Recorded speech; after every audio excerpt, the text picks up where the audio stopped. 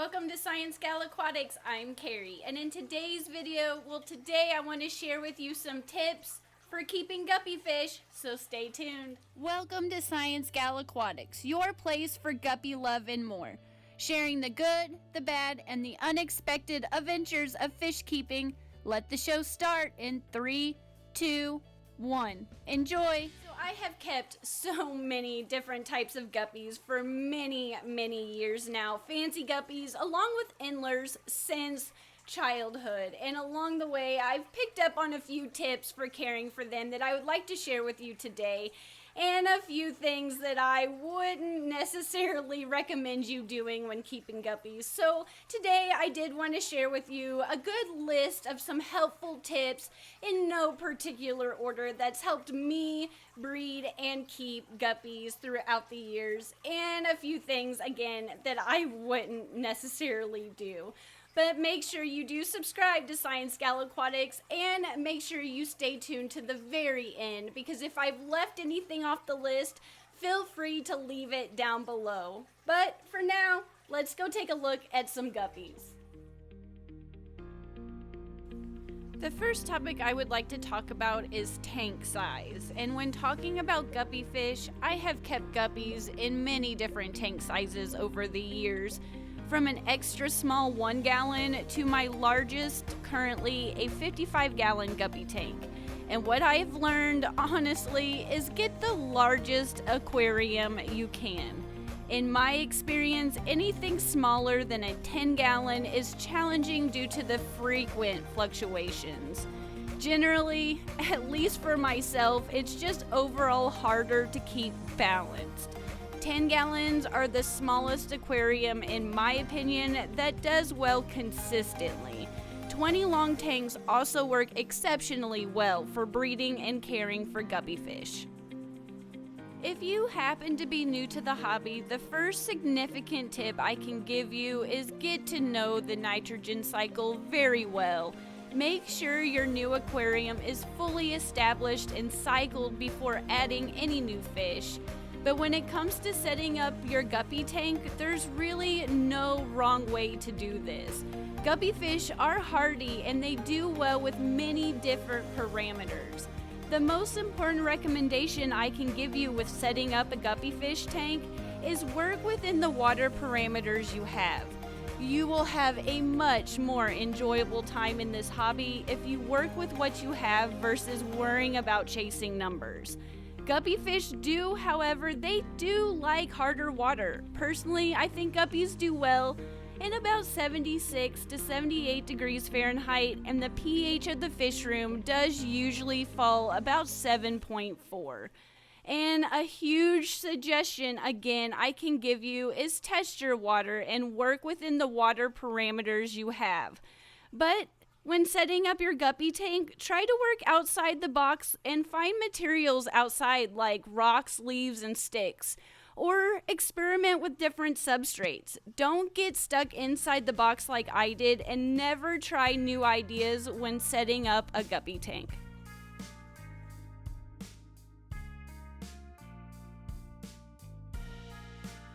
When it comes to the amount of guppies you have, ultimately it's your choice. Guppies are highly prolific breeders, and even if you start off with a trio, you'll probably see fry soon. My tip is to try the best you can to have more females than males, especially initially. The males will continuously chase the females, so having more females than males will lower the female's guppy stress level. Overall, I don't necessarily think there's a limit to the number of guppies you can have in one tank. The limiting factor is water quality. Whether you're caring for a trio of 1 male and 2 females, or caring for several generations of guppies in one aquarium. To better ensure better water quality, perform more water changes, add plenty of live plants, or increase filtration. And if this is your first time keeping guppy fish, the first generation born in your water will often do much better than the ones you first brought home.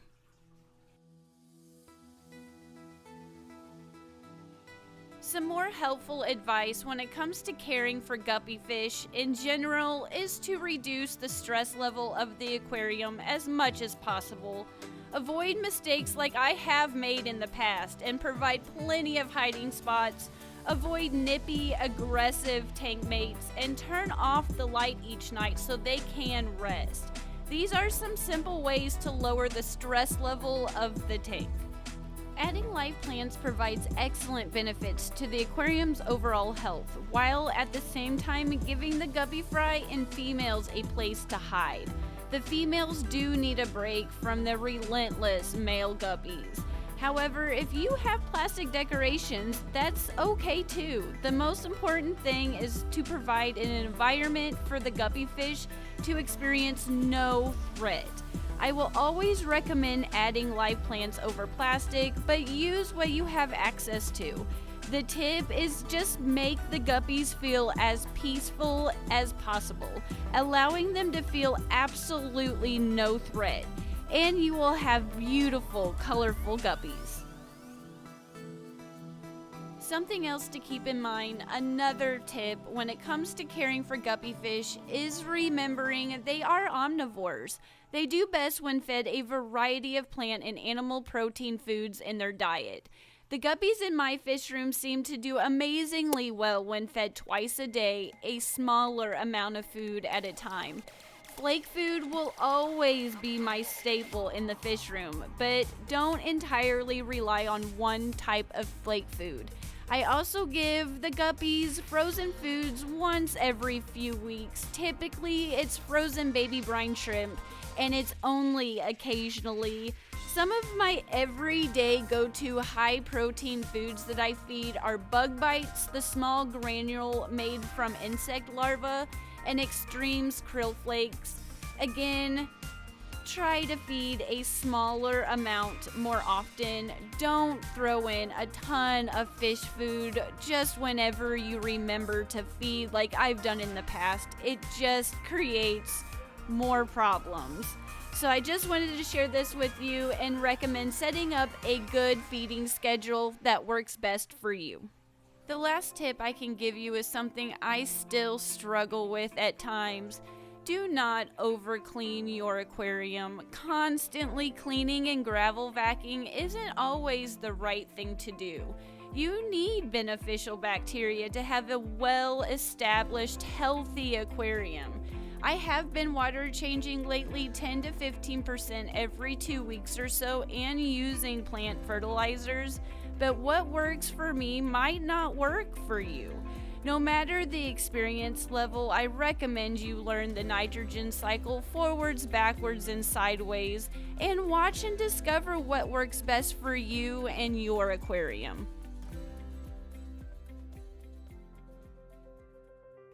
Make sure you do subscribe to ScienceGal Aquatics and that bell notification is clicked, and leave a comment down below if I've left anything off the list. What's your best tip for keeping guppy fish? But until next time, I'll see you in the comments and the live stream on Friday. Thanks for watching. Enjoy!